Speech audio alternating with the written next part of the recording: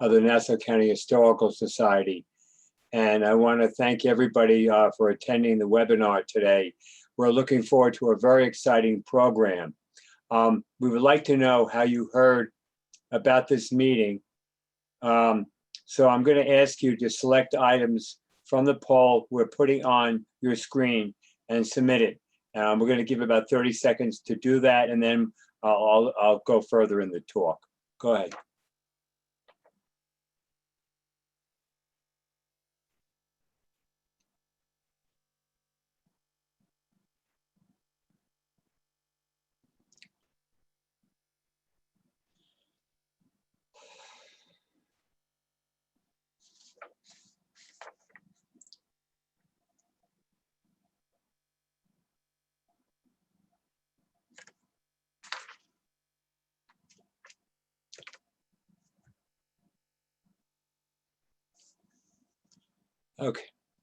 Okay, at this point, I would like to introduce Natalie Naylor, a past president, who's also the editor of the journal, which every member gets a copy of each year. Natalie, would you like to say a few things? Yes, I want to tell you our next webinar will be on June 6th at 2 p.m. Kristen Nitre will be speaking about Isle of Shells, an illustrated history of Long Island beaches. And our programs, our webinars are free, are open to the general public. So that's Sunday, June 6th at 2 p.m. We are always happy to welcome new members. If you're interested in joining the Historical Society, you can visit our website, www.nassaucountyhistoricalsociety.org. The website has descriptions of our future meetings in the calendar. And in the calendar also, you can see recordings of some of those meetings, past meetings. There are descriptions of the journal, indexes to the journal, and you can join the society on the website. You can join our announce list.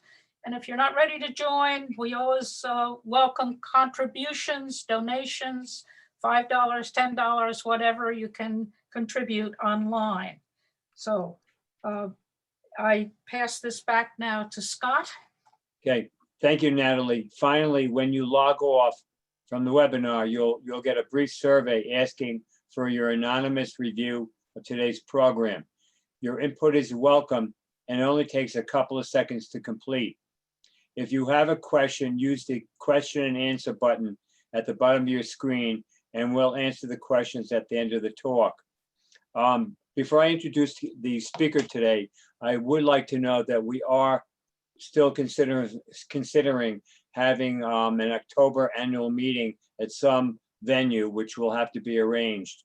So I am hoping that we can do that with the vaccines picking up, throughout New York State. So that's something to keep on your calendar, and we'll have a very good entertainment program that day too. Okay, and hopefully sometime down the road, we'll go back to in-person besides doing the webinars. Okay, so at this point, our speaker today is Joanne Bellai. She's an educator, a trustee of the Long Island Historical Society, and a volunteer in the Society's archives. She resides at Lido Beach Towers, and today her topic is going to be the Lido Club Hotel. Joanne? Thank you. Well, Joanne is putting it on. I just want to mention we now have 94 people attending and maybe more coming.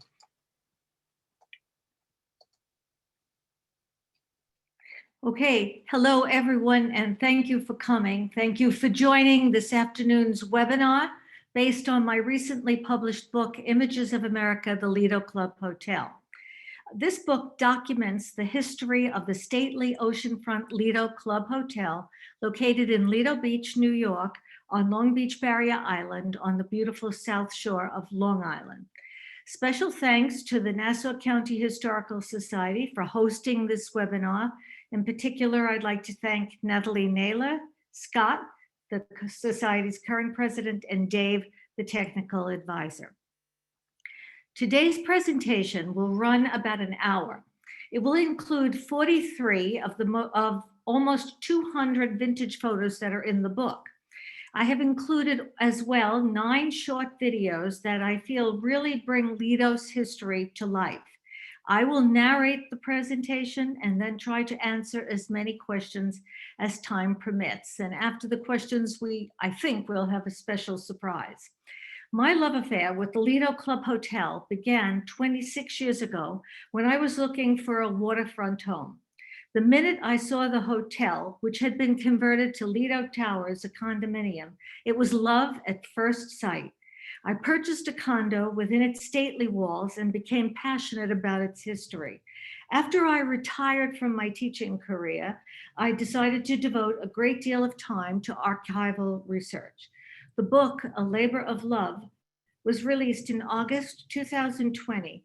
It's available for purchase through the Long Beach Historical Society or on Amazon. On the last slide, I will list the Long Beach Historical Society email. If you have any questions about the presentation, about the book, or are interested in purchasing it, you can contact me there. The hotel in front of you officially opened 92 years ago, just 16 months before the stock market crash and the beginning of the Great Depression, and 3 years before its savvy real estate developer and promoter, Senator William H. Reynolds, died on October 13, 1931. The Lido Club Hotel, with its magnificent architecture and storied past, is a grand dame overlooking the ocean and majestically sitting at our doorstep. The Lido Club Hotel, now the Lido Beach Towers, is a testament to the incredible history of our Long Beach barrier island. As I said before, this book was a labor of love. Living within its stately walls, Lido's stately walls, for 25 years motivated me to do the research behind the building. The book was the culmination of nearly 14 years of research. It was created with the input of many community members and those who were part of its history at different periods. Their stories added breadth and depth to the book. On this slide are some of the names of those who have helped in this endeavor. Rather than read them all, I'll just tell you there were a group of archivists, librarians, politicians, community members, and even descendants of the building's architect, its various owners at different periods, and even I was in touch with Senator Reynolds' great-grandson, Mark Fuderon. On the left is a short biography of me. The book was published by Arcadia Publishing. I'm sure many of you are familiar with that company. They are a history press and have published endless books in the Images of America series, telling the local history of thousands of communities throughout the United States. The Lido book is available for purchase, as I said, at the Long Beach Historical Society gift shop, where I am a trustee. The Lido Club Hotel, the crown jewel of Reynolds' masterful plan to create America's Venice and America's Riviera on Long Beach Barrier Island, opened in 1928. For over 45 years, it served as a luxurious oceanfront condominium resort, an oceanfront resort for the rich and famous. Note the architectural details, as you can see in this picture. Iconic cupolas, which are actually on the navigation charts. They are lit nightly and can be viewed from the ocean and Reynolds Channel and from Lido Boulevard. The parapets are an integral part of the architecture. You can see them repeat throughout the building. They're a very fanciful design where the wall meets the roof. And you can see 2 towers on the roof, that's the south side, in front of the cupolas. They were in the original construction, but were removed when the hotel in the 1980-81 era was changed into a condominium. Here's Reynolds. Reynolds was a savvy New York real estate developer. In 1906 and 1907, he purchased Long Beach Barrier Island and created a thriving city from what was a marshland. In the early 1920s, Reynolds began to look eastward toward Lido Beach to create an American Venice and an American Riviera. With the golf course, the original Lido Golf Course that's not there any longer, already built, he decided to create a seaside resort with incomparable amenities. Here's a picture of William Albert Swayze. William Reynolds selected William Albert Swayze as the Lido Club Hotel's architect. Swayze graduated from MIT, first practiced in St. Louis, Missouri, moved to New York City, and built several theaters for the Schubert brothers. The Winter Garden Theater, still there, was created and built by William Albert Swayze. It's on 51st Street in Manhattan. And some of us remember seeing Cats there. It was a long running play. Construction on the Lido Golf Course began in 1914, 14 years before the Lido Club Hotel opened. The course was Senator Reynolds' idea, but as usual, he used his charms and connections to have it built with other people's money. A group of wealthy capitalists, a syndicate, invested in the golf course. Cornelius Vanderbilt Jr. and Henry Rogers Winthrop were two of the many investors. They actually purchased land for the golf course, which is on Long Beach Barrier Island, from Senator Reynolds for $1 million. They selected Charles Blair McDonald, a very famous golf architect, as the course's architect. However, the course did not open until 4 years later due to World War I. The course, a few years later, went into foreclosure in the early 1920s. And since Reynolds had sold them the land and was held the second lien on the property, the land and the course reverted back to him. The course was considered by golf professionals to be one of the best in the world. Construction began on the Lido Club Hotel in 1925 at the height of a real estate boom in Long Beach. As you can see in this picture, the hotel was constructed of block and brick. You can see the cupolas and the parapets again, which were an integral part of the Lido Hotel's stately architecture. This image on the right depicts construction in the winter. You can see snow on the ground, and you can see the rather old-fashioned construction materials and machines. And you can see the right tower. This is the northern part of the hotel facing Richmond Road, not the ocean, one of the cupolas, and you can see the central parapet. This again is the front of the hotel, the north side, and the Lido Club Hotel officially opened on June 17th, 1928, almost 3 years after its construction. Again, this represents the north facade, the north part of the hotel, the front of the hotel. The hotel was built in Spanish Moorish style, including, as we mentioned before, cupolas, parapets, towers, and other arabesque designs such as balconies and lots of arches. Hopefully you will visit the building in person on the museum's next house tour. The Long Beach Historical Society usually has house tours once a year, and our plan last year was to have Lido on it. But whenever we resume, we invite you, and you can have upfront and close tour of the architecture and the lobby. Just a few weeks after the hotel opened, on the 4th of July, 1928, a patriotic extravaganza took place on the grounds, which included a firework display and parachutes unfurling a huge American flag over the ocean. Of course, during this, as always, almost 1,400 wealthy members danced the night away. Later that summer, in August, New York City Mayor Jimmy Walker, pictured here on the right, with his wife, who I think is actress Betty Compton, sometimes known as Bo James, from the movies. It was a movie made about Jimmy Walker. He was at the Lido Club. He was a member, and while the orchestra played his signature song, he danced. The signature song was, "Will You Love Me in December as You Do in May?" My research indicates that the lyrics of this song were actually written by Mayor Walker in 1905. Seems that before entering politics, he was a songwriter on Tin Pan Alley. Now, I'm going to play a little of the song, Will You Love Me in December as You Do in May.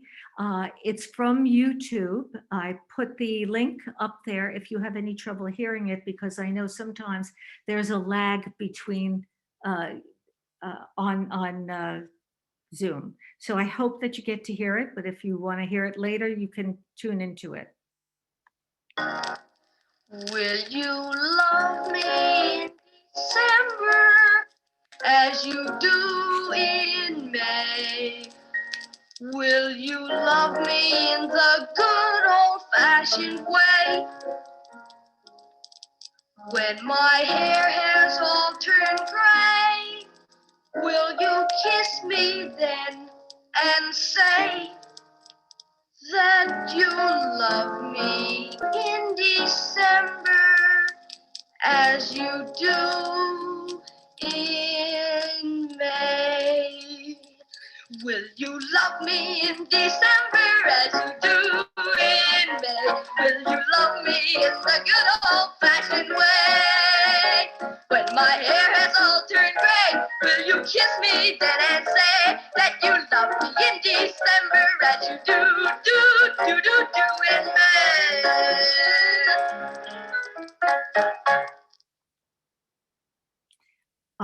Its stately architecture set upon a backdrop of powdery white sand, a glistening ocean, and a blue sky, almost blue all the time anyway, just 55 minutes from the bustling skyline of Manhattan, made for a perfectly seductive setting for the privileged to play. This is one of my favorite aerial photos of the hotel and the vast property. In this photo, one can see Lido's structure resembles a Maltese cross with a central section and a V formation on each end. You can see the jetties that Senator Reynolds built to protect the beach from erosion. Slightly east of the hotel, I don't know if some of the images of our panelists are in the way, but I hope that you can see the building called the Casino, which was a glass and steel structure with the indoor saltwater pool. Further east of that, you can see the beginnings of the Cabana colony, and you have a view of the 4 oceanside holes of the Lido Golf Course behind that. You can see that Lido as a community was not very populated. If you look north of the hotel, there are hardly any houses.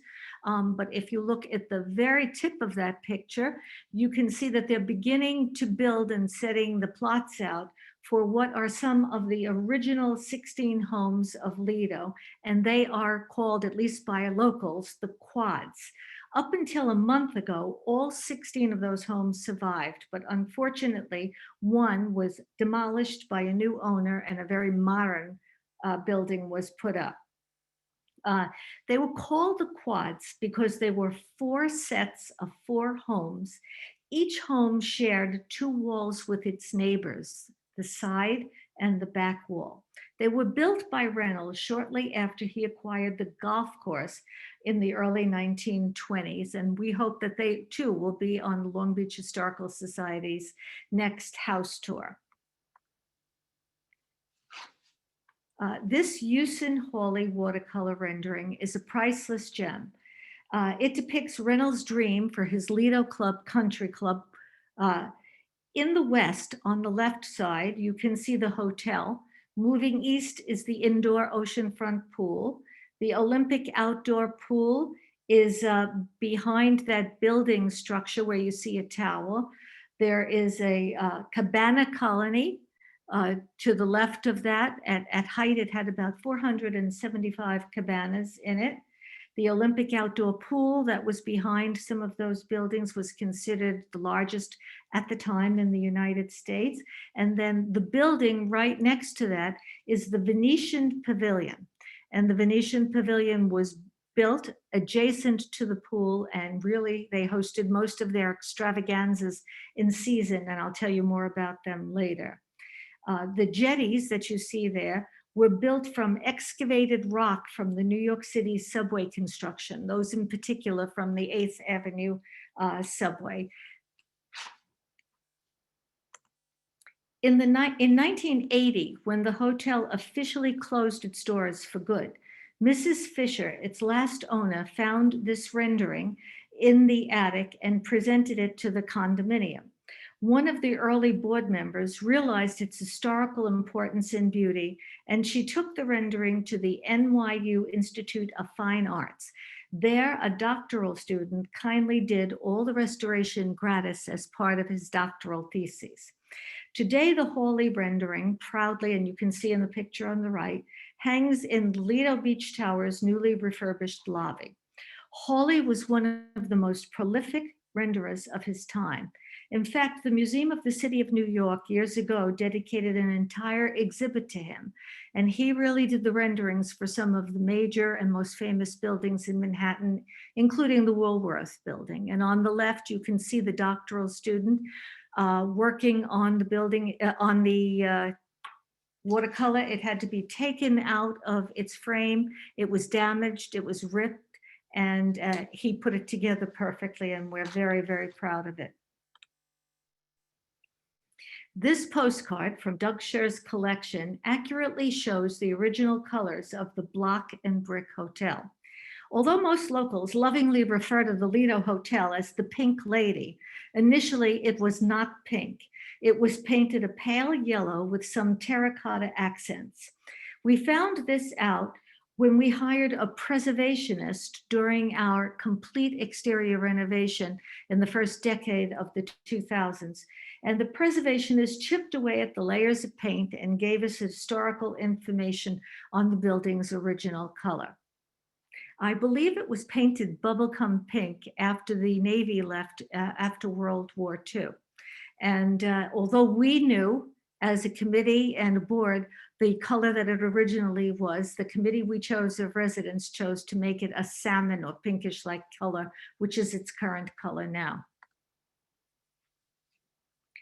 The Lido Club always had at least 2 orchestras or bands performing daily in season. At its height, there were 1,400 members, and each member was often brought guests. In season, dancing and events usually took place on the Oceanfront Terrace. This is a picture of the Oceanfront Terrace, but it's not facing the ocean. A picture a few down will show you the ocean there. And even before Prohibition was repealed, nothing put a damper on Lido's parties. It probably had to do with all the bootlegging that was going on in Freeport and in Long Beach. In this photo, you can see the fashion of the day, the importance of the lady's hat, and you can see the fountain in the background. It's not on there. And the casino building can be seen with the indoor pool and its arched windows and skylights. The Lido Follies took place every season at Lido. The Brooklyn Daily Eagle, which was a great source of research for me, reported that at one such party in August 1933, Gilda Gray, a Ziegfeld girl, famous for her shimmy, performed at the Lido Club. Now, this video that I'm going to show you is not taken from Lido, but it is taken from 1933, and it is Gilda Gray, and you can really see that she knew how to shimmy.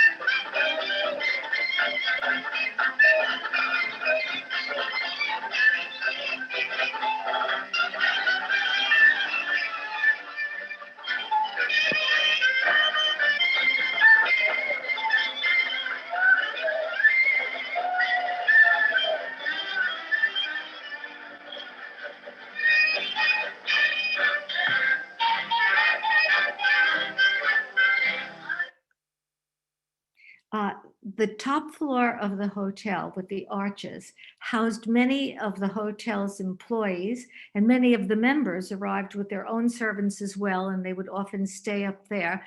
Also, the fifth floor was dedicated simply to men. It was a men's locker room. Massages were given there, and there was hot and cold saltwater baths and showers there. The left canopy was the outdoor terrace adjacent to the grill room, which was the big restaurant. You can see part of it with the three arched windows, and you could eat out al fresco or go inside for a more formal dinner. And in the center of the building, with I believe those 9 arched windows that are canopied, that was the solarium. Behind that solarium was the lobby.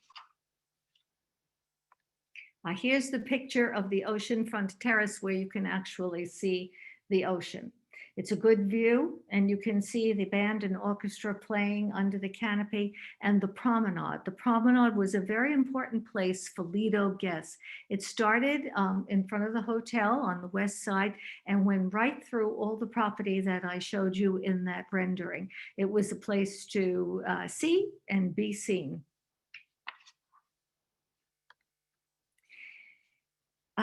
The Lambeth Walk, originally from the 1938 Noel Gay play, Me and My Girl, was all the rage in the years before World War II. Lido Club Hotel members and guests were busy practicing the dance for their 1938 Lido Follies. The world was on the verge of war. In October 1938, the New York Times headline read, "While dictators rage and statesmen talk, all Europe dances to the Lambeth Walk." All Europe and Lido. And here's a bit of the Lambeth Walk.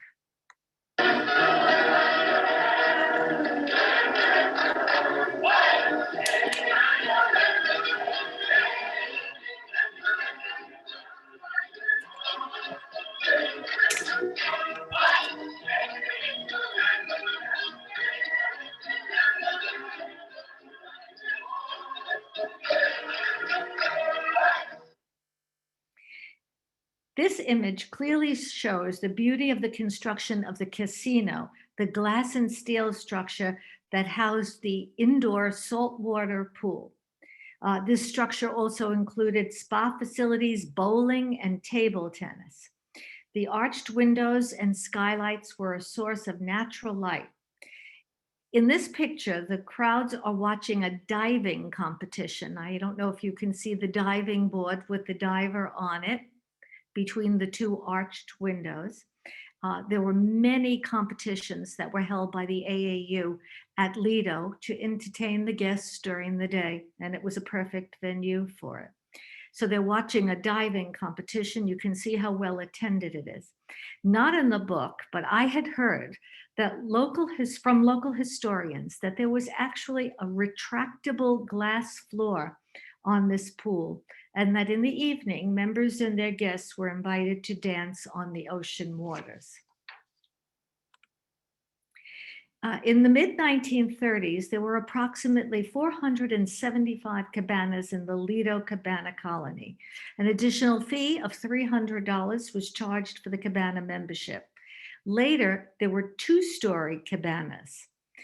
Comfortable wicker furniture was provided. Members could lunch at the cabana. Many of the ladies played bridge as their husbands golfed on the nearby courses. These 2 photos are photos of activities at the Olympic pool that I had told you about earlier. The outdoor Olympic pool and the Venetian Pavilion that you can see in the photo on the left, with its interior red and black decor that resembled a scene from the Arabian Nights, they were built next to each other and were often used together for Lido Follies and extravaganzas, and there were plenty. The Venetian Pavilion had wraparound terraces with sweeping views of the ocean and the golf course. In later years, the Venetian Pavilion was renamed the Terrace Room, and through the 1960s, weddings and other events were held there. On the right, you can see another AAU competition being held at the pool. On the right is a picture of Eleanor Holmes. She's an Olympic medalist and Olympic swimmer who lived locally in Long Beach and often swam in the Lido outdoor pool. Here she is.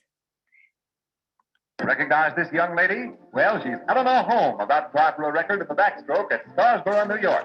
That's the girl who later made the Olympics and married Billy Rose in the center lane.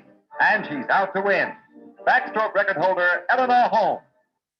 There's a fascinating story about her when she was going across the sea to participate in the 1936 Olympics. It's very interesting. It's worth looking up. The privileged played and frolicked in the ocean, on the sand, swam in the glass enclosed pool, the outdoor Olympic pool, played golf on the world famous golf course, drank, ate, drank more, played bridge and socialized in one of the 475 cabanas. Every amenity was available from skeet shooting to astrology. This picture is my favorite of all the pictures. It was what I had selected to be on the cover of the book. However, Arcadia, those of you who have worked with Arcadia, they're wonderful to work with, but they have very strict rules and they would not allow what they considered an aerial photo to be on the cover. I'm happy with what was selected finally, but this was my first choice. This image provides an excellent view of the south side of the building. Again, you can view the cupolas and the parapets, the solarium there. In the center, the outdoor restaurant you can see from a different angle than before, the iconic fountain, and its design, if you notice, complements the parapets design, which is a very fanciful and whimsical design. Looking east, you can see another view of the casino with its indoor saltwater pool.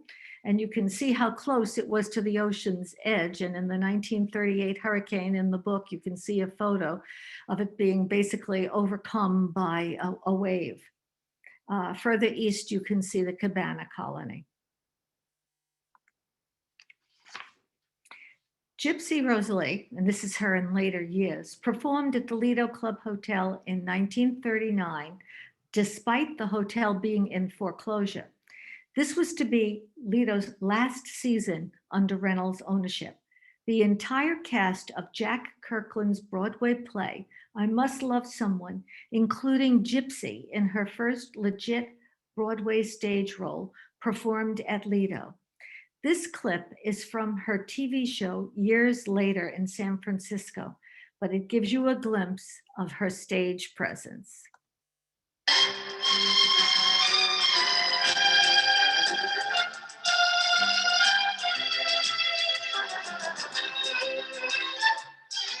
As time goes on, the wardrobe still fits. Yeah, It's about all I could try on. She was in I'm her wearing these especially mid-60s for a then. guest of mine who was with me today and who called me from Green Bay, Wisconsin, to tell us that she was going to be here today. And she said, "But Gypsy, you must wear your gloves."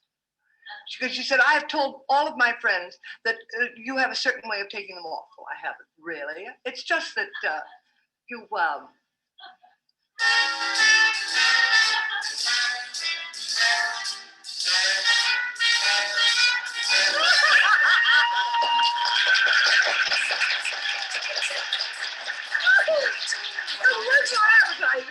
I wasn't unique, I guess, because she had. But you gotta get a gimmick if you want to get a hand. You can sacrifice your sacro. Before I go on, I hope you're hearing these videos. I included them because I really thought it brought the social history of Lido to life. And I hope you're enjoying them. The solarium, you're seeing the inside of it now, was located in the center of the southern facade facing the ocean. The room was attached to the lobby by glass doors. It was a perfect place to relax, watch the ocean and the promenade while reading a book or engaged in social or business conversation. There were arched ceiling to floor windows, skylights, comfortable wicker furniture, and a cool ceramic floor. The lobby was a popular place as well for members and guests to converse and relax. The arched ceilings and carved columns created an elegant setting. The furniture was arranged in small groups, creating an intimate setting, which was further enhanced by a fireplace that you can see, and a pipe organ, which I've read about in the Brooklyn Daily Eagle, but never saw a picture of, but it was really quite a place. And if you come to Lido today, it's certainly much more modernized, the lobby, slightly smaller than this. There isn't a fireplace, but you still see the beautiful arches and columns and decorative carvings. From its opening in 1928 until March 1940, the Lido Club Hotel was owned and operated by Senator Reynolds, his partners, Smathers and Schaefer, and his estate. The last several years of the 1930s, the building fell into foreclosure. It was hard to run a luxurious hotel at capacity during the Great Depression. In 1940, the hotel was sold by Lido's shareholders to Frank Seiden, head of an experienced hotel family. He owned lots of hotels upstate, I believe in New Jersey, and Palm Beach Hotel in the Floridian in Florida. Seiden immediately removed the restrictive clause on membership, allowing Jews to join. After only 2 years of successful management and soaring profits, the most profitable 2 years in the history of the hotel, in 1942, the US Navy requisitioned the building and made it a training, receiving, discharge, and separation center. In September 1942, the US Navy took over the Lido Country Club, including the Lido Golf Course. The Navy's taking over and running maneuvers there was the demise of that course. And the course, the municipal course that's there today, is a newer one built in 1949. The hotel, as we said, was bought from Frank Seiden. Originally, it was going to be leased, but it was bought for about $1.3 million. The Lido Naval Training Base trained between 2,000 and 3,000 sailors at a time. Training included courses in signaling, radio, gunnery, and seamanship. The enlisted men were housed in barracks on the golf course across from the hotel north of Lido Boulevard. This drill is on Richmond Road. Richmond Road is the north side of the hotel, the front side of the hotel. I have been told that during World War II, Richmond Road was renamed General MacArthur Boulevard. In 1944, and this is very important, the base at Lido became the US prototype for the US Naval Separation Centers. The Navy had to develop a plan to transition seamen from active duty to civilian life. And that wall was initially built with the hotel, survived World War II, but did not survive Superstorm Sandy. All the cars that were in the parking lot were lifted by the force of the ocean water, or went right through the wall, landed by the bay or in the bay, and now we have a very different gate around the community. In 1945, Seaman Ardell Johnson, pictured here on the right, having just graduated high school, was sent to the Lido Naval Training Center to prepare for active duty. Ardell was interviewed for this book and provided an interesting account of the base as well as his time in training. What's very interesting is that he's hopefully listening to today, and that after the question and answer period, we will unmute and we will hear directly from him. It was actually Natalie Naylor who introduced Ardell to me. Ardell, I believe it was 2018, wanted to visit the Lido and revisit all his memories there at the naval base. I was in Europe, but I arranged for him to visit the Lido and the archives at the Lido Beach Historical Society. Unfortunately, we never met, and I am glad that I'm going to get a chance to hear from him directly today. However, I did have multiple interviews for the book with him. He's a delight, and I'm sure that you're going to enjoy hearing directly from him. Orchestras and dancing, as I mentioned before, were always a staple at the Lido Hotel. The Lido even had its own Lido rumba. Exhibitions and lessons were given. The Jose Moran Band and the Dick Gaspari Orchestra, two very famous orchestras of the time, played at the Lido, as well as the Waldorf Astoria. In Barbara Walters' book, Audition, Barbara recalls her time at Lido. She spent time with her family there as a teenager and refers to the dance culture there. She explains that the moms and the kids would spend the week or the whole summer at Lido, and the dads would come in from New York and other hubs on the Eastern Seaboard just for the weekend. And then the moms and the teenage kids would show their dad all the new steps that they learned. In fact, the Begin, I don't know if you're familiar with that, but Cole Porter made it famous in Begin the Begin. It's a Martinique dance. Before he even wrote the song, the Begin was first danced in the United States at Lido. Here's some music. I'm not sure you'll be able to hear it. This is the Jose Moran Band.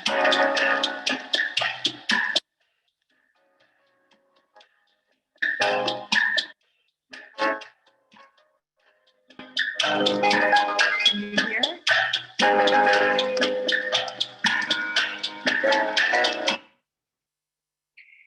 In 1947, after the Navy moved out, the hotel was sold back to the Seiden family, but the golf course had been completely destroyed. The Navy purchased the hotel for $1.3 million and sold it back to the Seidens for about half that, $630,000, because its primary asset, its largest asset, was completely demolished. Now, before I tell you about the Seidens owning it, there was a brief period where the newly formed United Nations personnel lived at Lido. Robert Moses and the first Secretary General of the UN came to Lido after the Navy had completed its separation. And what they did was they decided that because of the housing shortage that was so huge after the World War II, that they would provide housing for 500 personnel, including the Secretary General. And at that point, the United Nations was housed for its daily business in Lake Success. So they would have buses that would take the personnel every day back and forth to the UN and to the Lido. But in March of 1947, Seiden rebought the hotel. And from 1947 to 1962, the Seiden family owned and operated the hotel. It continued to attract a rich and famous clientele. Hotel membership was non-sectarian. The post-war boom saw wealthy women parading on the promenade in their finery with jeweled tiaras, diamond bracelets, and flashy rings, and men put on tuxedos anytime they took off their swimming trunks.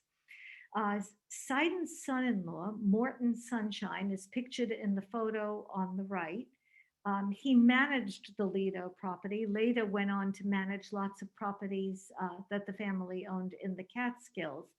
And you can see him dancing here with his wife, Gladys Sunshine, Seiden's daughter. And on the left, this is a picture of, again, you can see the evening clothes and the formality that was still Lido. This is taken from a brochure in the 1960s. On the left, you see a picture. I mentioned the quads. This is one of the quads houses. It was actually given to me by Senator Reynolds' great-grandson, Mark Futeron. You can see that he wrote their house at Lido. It was his grandfather's house. And his great-grandfather, Senator Reynolds, bought it for his daughter Marie and her husband, Russell O. Ellis. And that family lived there till about 1945. Reynolds' wife died in 1943. And interestingly enough, after that, Cab Calloway, as pictured on the right, who often entertained in the Long Beach area and very often at the Lido Club, lived there. And this will also be on our next tour whenever we're able to do it with COVID.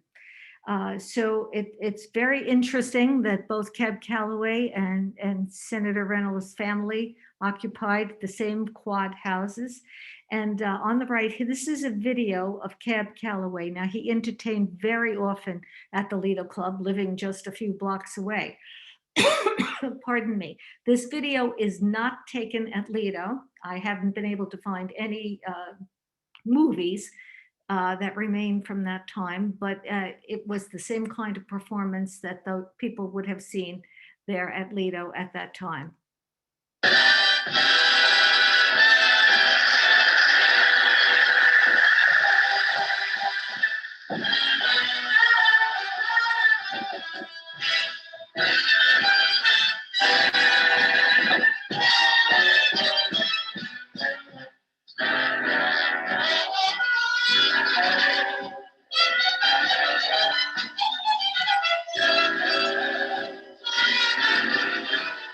Hey folks, here's a story about Minnie the Moocher.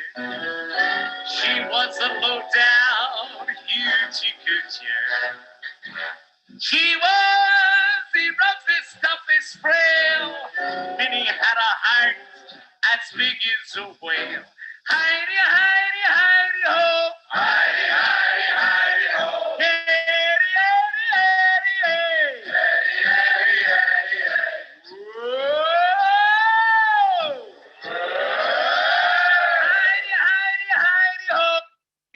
So anyway, that was the kind of shows that they would see at Lido, and there were shows all the time. In 1962, the Seiden family sold the Lido Hotel and Country Club to Martin Tannenbaum, owner of the Yonkers racetrack, for $3.5 million. That same year, Tannenbaum sold off the golf course, the Cabana Colony, the Terrace Club, and the Olympic Pool to a private entity, Oceanfront Inc., for $3.75 million. So within a few months, he had the hotel, he had purchased the hotel, and he made $250,000 on the deal. He kept the hotel and the remaining 14 acres, which is what the Lido condominium today has now. He spent about $1 million refurbishing the hotel and building a new pool, which you'll see a picture of later, on the west side of the property. And he built the Starlight Room, a semicircular nightclub on the ocean with one of the first retractable roofs in the country, where the stars of the day could literally perform under the evening stars. In 1972, Mrs. Fisher, who owned the Jackson Hotel in Long Beach, purchased the aging Lido Hotel. Most of her guests were also aging, wealthy snowbirds who had been part of Lido's heyday in the 40s and 50s. Mrs. Fisher made the Lido a kosher hotel. The Lido had come full circle from 1928, when a restrictive clause was designed to keep Jews out. And this picture is in the book, and it's from a brochure of the 1960s, and it shows you just various charges for the services, amenities, and for the rooms. This photo, also taken from a 1960s brochure. You can see no more floppy hats and flowing dresses on the ladies, leisure clothing of the period. As a matter of fact, for those of us who are old enough to remember, I think that's a Perry Como sweater on the left. This is a photo of the south facade of the hotel, the side facing the ocean. And you can see the domed nightclub that I was talking about. Actually, that was built a little bit west of the fountain, which you can see low to the ground. And it was where those Oceanside dances took place, the Oceanside Terrace. Well, now it was enclosed, but it had this retractable roof. It kind of looks like an observatory. So it's a semicircular enclosed nightclub called the Starlight Room, and in good weather, entertainers performed and members danced under the stars. This is the inside of the Starlight Room, and you can see Sammy Davis Jr. performing on the stage with a very large band behind him. You can see that the members and the guests were dressed in formal evening wear. Dodo Burke, a 105-year-old longtime Lido resident who just passed away and to whom my book is dedicated, shared stories of these formal evenings at Lido. She mentioned in one story that one woman wore such a heavily jeweled dress she couldn't walk under its weight and had to be wheeled into the affair on a luggage cart. I also was told by somebody who worked in the nightclub that they used to hand out wooden knockers. They did this also in the Catskills. The ladies had so much jewelry on, charm bracelets, flashy rings, that they weren't able to applaud comfortably, so they would use the knockers to show their approval. This is Sammy Davis Jr., a video that I decided to incorporate, taken from the early 60s, probably the same song that would have been heard under that dome or under the stars. Here's a bit of it. Whether I'm right or whether I'm wrong, whether I find a place in this world or never belong, I gotta be me. I gotta be me. What else can I be but what I am? I want to live, not merely survive. And I can't give up this dream of life that keeps me alive. I gotta be me. I got. Well, the crowd is a little younger than Lido's, but it could very well be at Lido. On this slide, you'll see a picture of Barbra Streisand, and on the left, a picture of her unofficial fan club. The picture on the right is taken from the Library of Congress. It was very hard to get a picture of Barbra following copyright laws. The 1960s were truly star-studded at Lido. On August 9th, 1963, a 21-year-old rising star performed at Lido, her name Barbra Streisand. This was her only live performance on Long Island till her concert 54 years later in May 2017 at the new Nassau Coliseum. I'm a fan of Barbara's. I was there. At that concert, she referred to this performance at Lido, and she jokingly said that it took her so long to come back because of all the traffic on the Long Island Expressway. In the picture on the left, you can see that new pool that Tannenbaum built when he sold off the other picture. Again, this is a video of Barbra Streisand from that exact time. You'll see the same hand movements when you see her singing. The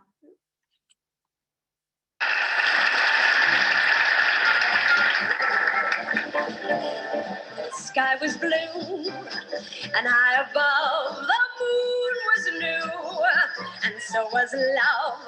This eager heart of mine was singing, lover, where can you be? Came at last, love had its day. That day is past, you've gone away.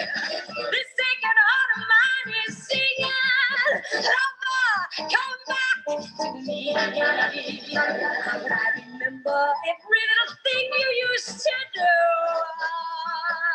I'm lonely. Every road I walk along, I've walked along with you.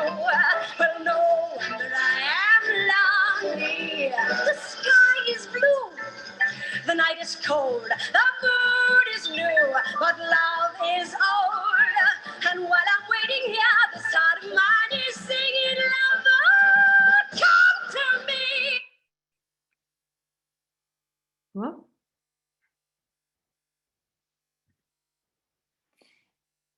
In 1980, after over 45 years as a luxurious hotel, the Lido was sold to developers and converted into a condominium, Lido Beach Towers. Approaching its 100th anniversary, the transformed Lido Club Hotel majestically overlooks the Atlantic Ocean. It is lovingly cared for by its residents who are inspired by its storied past, dedicated to its future, and privileged to live within its stately walls. This picture, and I'm going to go back, play from current slide. I don't know. I think I'll leave it this way. Anyway, this picture was taken by my husband. It is not in the book because it didn't have enough DPIs in it. But every 4th of July, a lot of the residents used to go up onto the roof of the hotel and the condominium, and you could see the fireworks clear across Reynolds Channel and all the different communities. And you could also see Macy's on a clear night fireworks. So it was really quite impressive to see.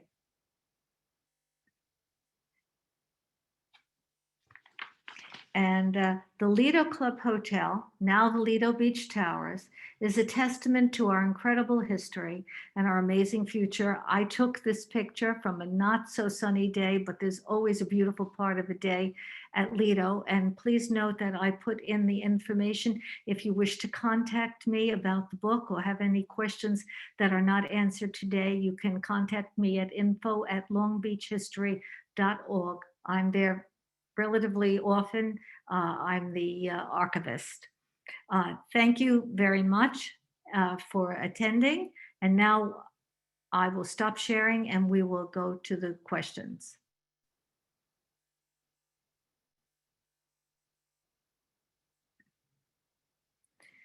I grew up down the block from the Lido Hotel on Blackheath Road. As a small child in 1947, I played with the UN workers' children at the hotel. Really very, very fascinating. It must have been a very international moment. I can see only Joanne for the past 10 minutes. Is this going to go on? I hope the rest of you saw it. Joanne, I'm so glad to finally see your face. I can't wait to get on your project with your daughter. I'm writing another book on Senator William Reynolds, and we're thinking of making it into a screenplay. Great song.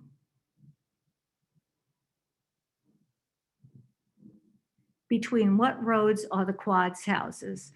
The northern part of them is Lido Boulevard.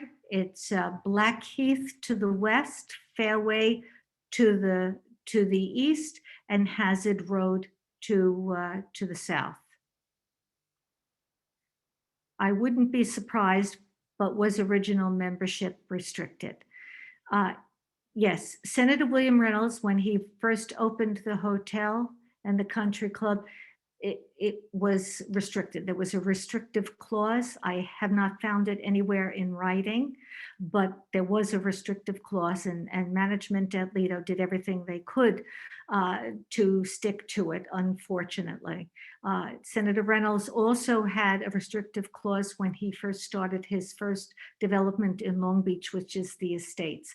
He changed that in 1918.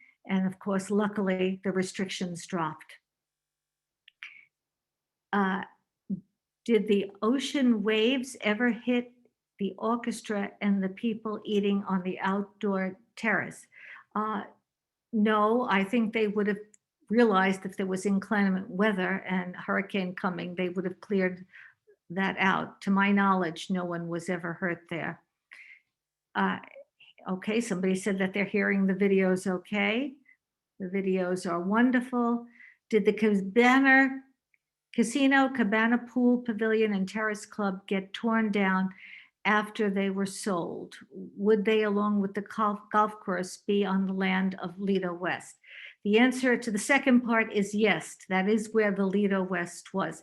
When I mentioned in I believe it was 1962-63, Seiden sold it to Tannenbaum, and that same year he sold off to a private enterprise that owned it. I believe it was in the late 60s, early 70s that the town of Hempstead decided that anything that was like a cabana club was going to be taken over and made into public beach to protect all the residents of the town of Hempstead. So it became Lido West.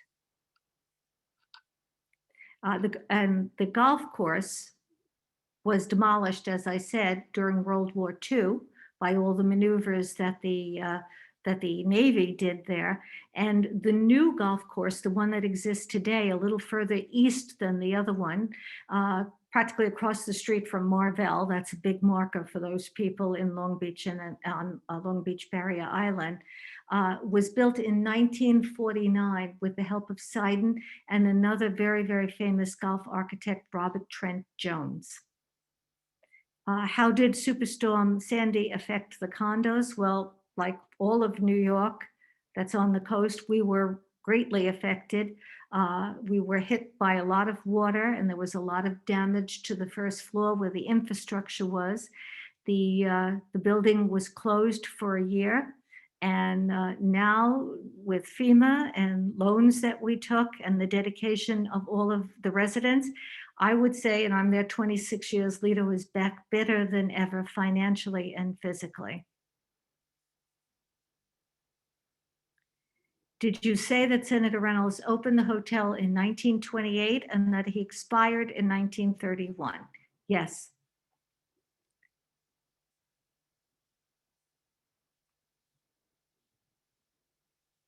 I'm not sure what that question means.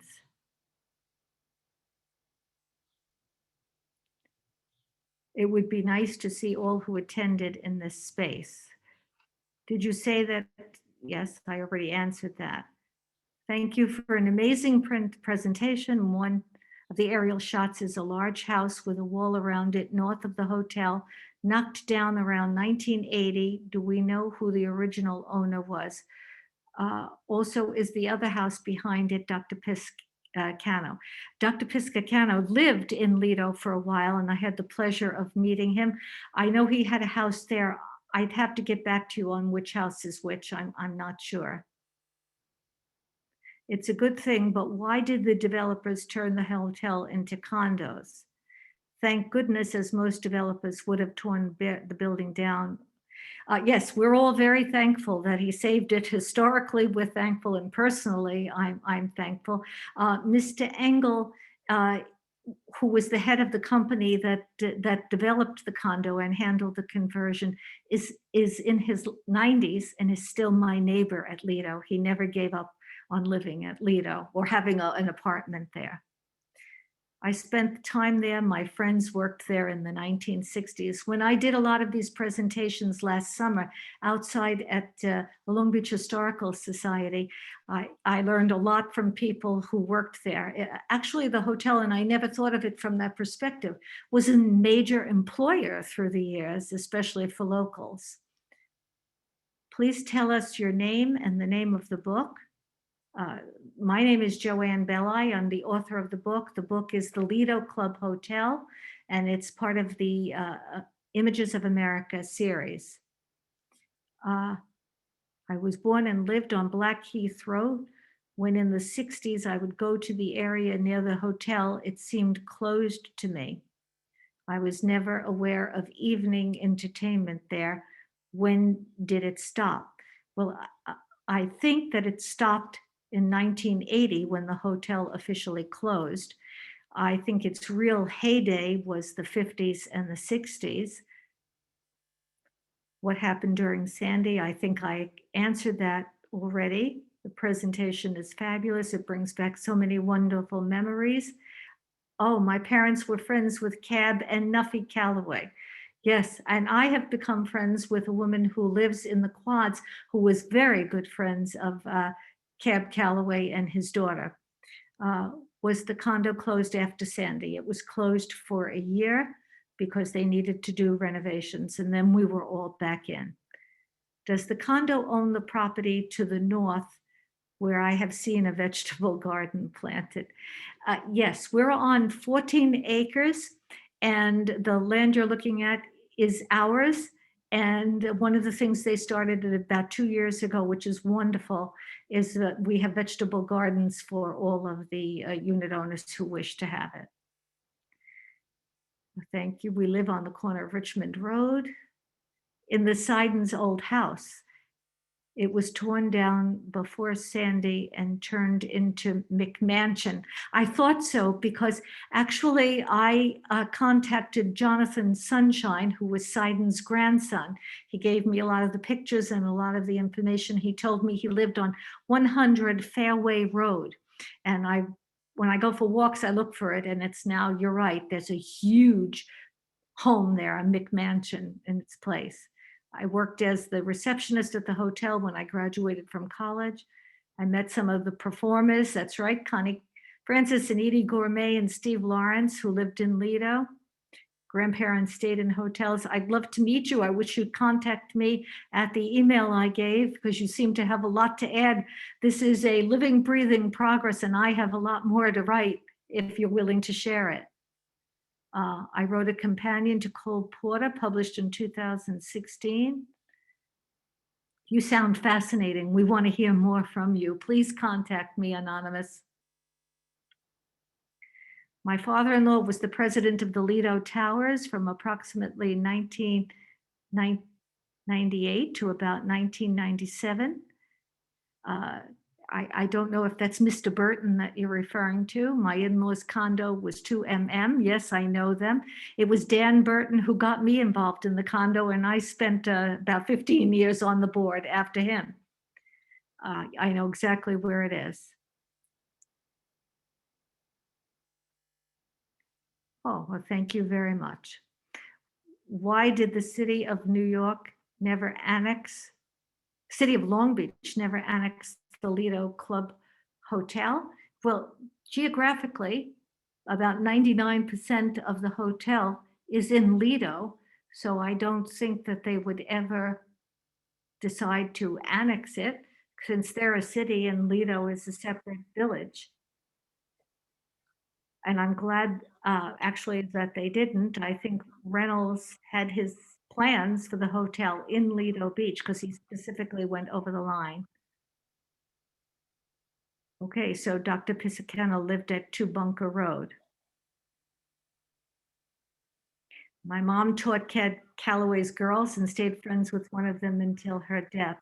On our tour, whenever we can, the house tour, we're going to do Cad Calloway's house, and we've already contacted his grandson, who's also a musician, and we're hoping we can put something together there.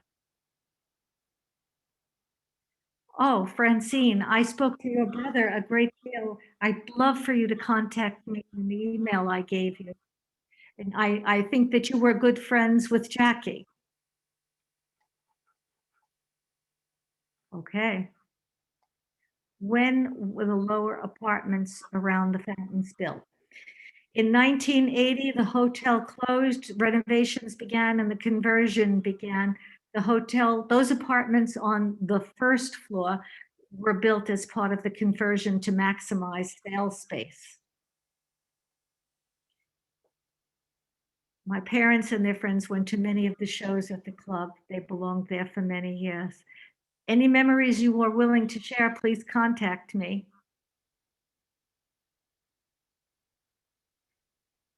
Okay. I don't know. I don't know if the Joanne, I think Ardell maybe is on or can get on. certainly. I would imagine that David would have to unmute him. He has to unmute himself, and also if he has video, that should work also. Okay, so Ardell, if you're listening, you can unmute yourself and put on your video, and we'd love to hear from you.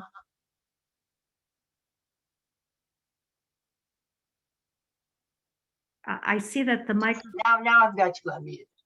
Good afternoon. Glad to be here and help you today. It's a sheer pleasure, and I hope I can give you a full report. First of all, we had a war. And that war, they needed people. And I was one of the people.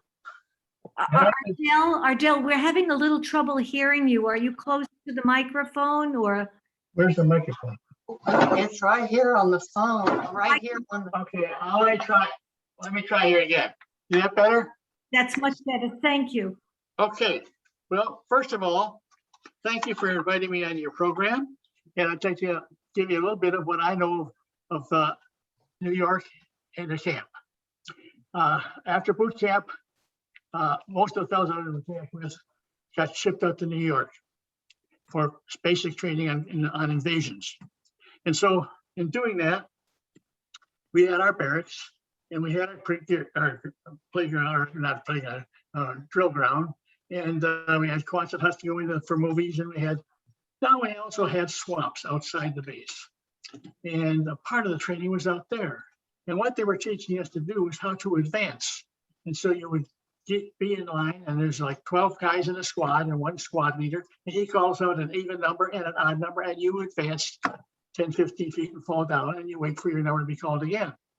But one time I did that, and after I got back down on the ground, I looked over, and there's a little frog jumping along, and I looked at him, and I says, buddy, you and I are playing the same game. We also had another section that was just not water. In that section, we would have hiding, camouflaging people, and you did it with the buddy. And so you and your buddy went out and found a spot, and one guy covered the other. Well, I covered my buddy. He went back to get the instructor, and we couldn't find him until we heard him laughing. So anyway, then you had the shoreline, which was a beautiful shoreline, and we came in on landing barges and practice landings. Now, people don't realize that in a landing barge, they fill it up with people, and they go out and they rendezvous, and they go up and down and up and down, and one fellow gets seasick, two fellows get seasick, everybody's throwing up on everybody. And then you make your invasions. So making invasions isn't always what it's called to be, and that's what we had to do. But anyway, we did a lot of training there. Not only that, on weekends, we could go into town and go to the beach and meet the public. And they had very, very nice people at the beach that we would talk to and swim with and whatever. So you got a very good thing going there, and I'd be very proud of it if I were you, and I think you are. Yeah. So anyway, Ardell, we're very proud of you and very grateful to you for your service in World War II. well, thank you. And I did get shipped over to the Philippines, and I was there for almost a year. But let's get back to your area. We also had a field there to shoot a gun, a rifle, and you got 5 shells, and you put them down on the deck on a piece of canvas, and you put it in the gun one at a time. And it was a World War II, or excuse me, World War I gun. And so you pull the trigger, and you crawl back up to the rifle, put another bullet in it, pull the trigger, crawl back. That thing had a kick like a mule. But that was what was available at the time. And I had a great time in New York, and the people in that area treated us terrifically. We were very, very proud of them, and we were proud that we could be there with them. And Ardell, did the practice invasion take place right in front of the Lido Hotel? Oh, no. The invasions were down front. I don't know if you recall, but there used to be a swimming area about a half a mile farther down the road in those days. It all fenced in, and the people from the city would go out there and go swimming us when they could. And right next to that was our area.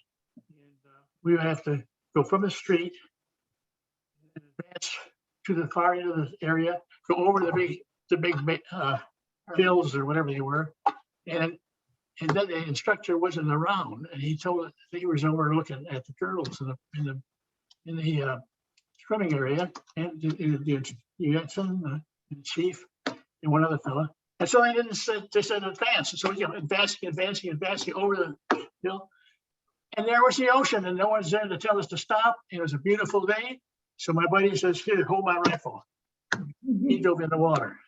I put my rifle beside him. I went. The whole company was in the water, and over the sand dune came the chief and the officer, and they made us go back to the base on the beach, run 20 feet, fall down, run 20 feet, fall down.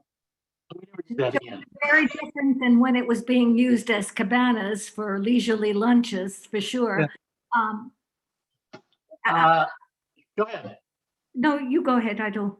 Well, we also, in addition to the base, we would go down into your town and go swimming with the people at the beach. And they treated us terrifically. And they also had a USO there. You go there, and the whole town just did everything they could to make us feel welcome. And I did make a few trips into New York. And here's a cute little story. In New York, they got the main street and it splits, it goes two ways. Right at that corner, they got a big sign and all those things. But there's a side street, and it was dark. And my buddy and I walked down that side street ways, and there was a bar there. So there was also a fellow at the front door managed the people as they came in. So we went in and we got to the bar and we had a drink. And they smoked, and they smoked a lot, and I couldn't take it. So I said, I'm going to go outside, and you can go out when you want. So I went outside. As I went out the door, the doorman says, "Can you drive?" I says, "Yes." He says, "Well, see that green Cadillac convertible over there?" He says, "Some guy got out with 3 or 4 girls, says, throws the keys to me and says, Parker." He says, "I don't drive." I says, "Well, I'll see what I can do." And I looked over, where the car was a parking spot. But I had to go around the block, park this car in that spot. And at that time, my buddy came out, seeing me driving a big Cadillac in New York.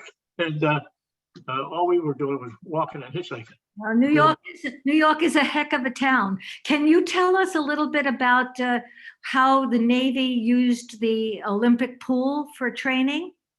Well, yeah, I don't know if it's that pool, but the pool at the apartments, they wanted us to learn how to jump off a